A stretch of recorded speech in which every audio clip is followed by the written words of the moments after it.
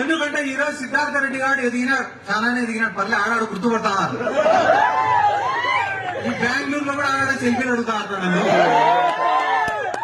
కానీ నేను ఈ స్థానంలో నిలబడినా అంటే దానికి కారణం వైఎస్ జగన్మోహన్ రెడ్డి గారు, వైఎస్ఆర్ కాంగ్రెస్ పార్టీ. దాన్ని మర్చిపోతే ఎవరికి కూడా ప్రగతులు ఉండవు. ఈరోజు చాలా పార్టీలు అడుగుతాయి, ఏం సిద్ధార్థ మా పార్టీలో ఒకసారి ఎమ్మెల్యే టికెట్ ఇస్తామని. కానీ ఈ స్థానానికి రావడానికి గల కారణం ఏం లేనప్పుడు మనల్ని ప్రోత్సహించినోడు గొప్పోడు, అన్ని ఉన్నప్పుడు ఎవడైనా పిలిచాడు. ఏముంది దాంట్లో? ఈ రోజు 4 మంది ఎంపీలు పోయినారు తెలుగుదేశం పార్టీకి.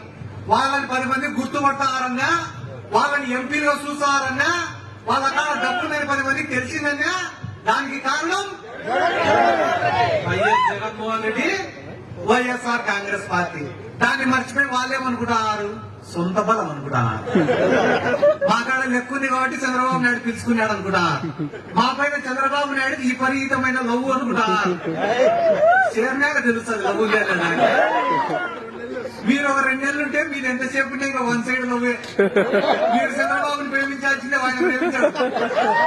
మా నియోజకవర్గంలో కూడా మొన్న ఒకటి చెప్తాడు, నేను పోయి చంద్రబాబు నాయుడిని కలిసి వచ్చినా పాపం నన్ను చూసినే కన్నీళ్లు పెట్టుకుని దగ్గరికి తీసుకున్నాడు. చంద్రబాబు అంటే వ్యక్తికి కూడా 40 ఏళ్ళు కాపురం చేసి ఆయన భార్యకే తెలియదు ఆయన ఏడుస్తాడో.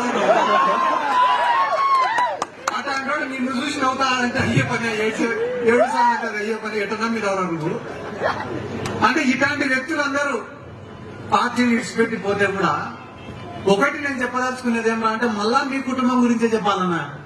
పార్టీ వచ్చిన మొదటి రోజు నుంచి ఈ రోజు వరకు ఆ పార్టీ కోసం కష్టపడతా అనే కుటుంబం మేకపాటి కుటుంబం. వాళ్ళు పూటకొక కడువ మార్చేటోళ్ళు కాదు, వీలైతే సాయం చేసేటోళ్ళే తప్ప ఎవరి దగ్గర నుంచి ఏం ఆశించేటోళ్ళు కాదు. ఎందుకంటే డబ్బులు అందరి కాడు ఉన్నాయి ఈ కాలంలో. ఆ కోకాపేటలో ఎకరం ఉంటే 100 కోట్లు.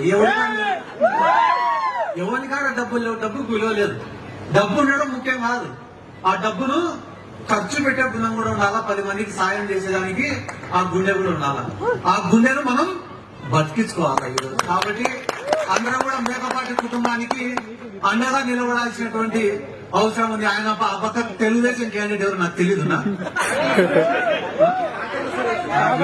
మీరు అనుకోకండి, ఎవరు నువ్వు ఒక పేరు చెప్తాను కానీ ఆడ టికెట్ ఇచ్చేంత వరకు నమ్మకంలో ఎవరికి కొత్తగా భాగంలో పోయినా పోతాయి. ఆయన ఎవరు అమెరికా నుంచి వచ్చినాడని ఇప్పుడే చెప్తున్నారు. నాకు ఏమన్నా ఆయన వర్చువల్ లో ఓట్లు అడుగుతాడేమో నాకు తెలియదు. ఏందన్నా లెక్కలో ఉండే పెద్ద బొక్కలు కూడా పెట్టుకొస్తారు. ఏ పార్టీకైనా, ఏ రాజకీయ పార్టీకైనా ఒక పార్టీ, ఒక నాయకత్వం, ఒక సిద్ధాంతం అనేది ఉండాలి. ఏ రాజకీయ పార్టీ పుట్టినా కూడా ఒక సిద్ధాంతం కోసమే పుట్టింటది. కూడు గూడు గుడ్డ అని చెప్పి ఒక పార్టీ పుట్టింది. తెలుగువాడి ఆత్మగౌరవం కోసం అని చెప్పి ఒక పార్టీ పుట్టింది. పెట్టుబడిదారులకు వ్యతిరేకంగా అని చెప్పి ఒక పార్టీ పుట్టింది. సమసమాజ స్థాపన అని చెప్పి ఒక పార్టీ పుట్టింది. వైఎస్ఆర్ ఆశయ సాధన కోసం అని చెప్పి ఒక పార్టీ పుట్టింది. తెలంగాణ రాష్ట్రాన్ని సాధించడమే ధ్యేయం అని చెప్పి ఒక పార్టీ పుట్టింది. ఏ సిద్ధాంతం లేని పార్టీ కూడా ఒకటి ఉంది, అది జనసేన పార్టీ. చంద్రబాబు నాయుడు ముఖ్యమంత్రి చేసేదానికి పుట్టే పార్టీ చంద్రబాబు ఇంటికి పెట్టుకునే పార్టీ. కాబట్టి ఏ పార్టీకైనా కూడా ఒక సిద్ధాంతం అనేది ఉంటుంది. ఆ సిద్ధాంతాలను మర్చిపోయి పనిచేసినప్పుడు ఆ పార్టీలు పుట్టగతులు లేకుండా పోతాయి.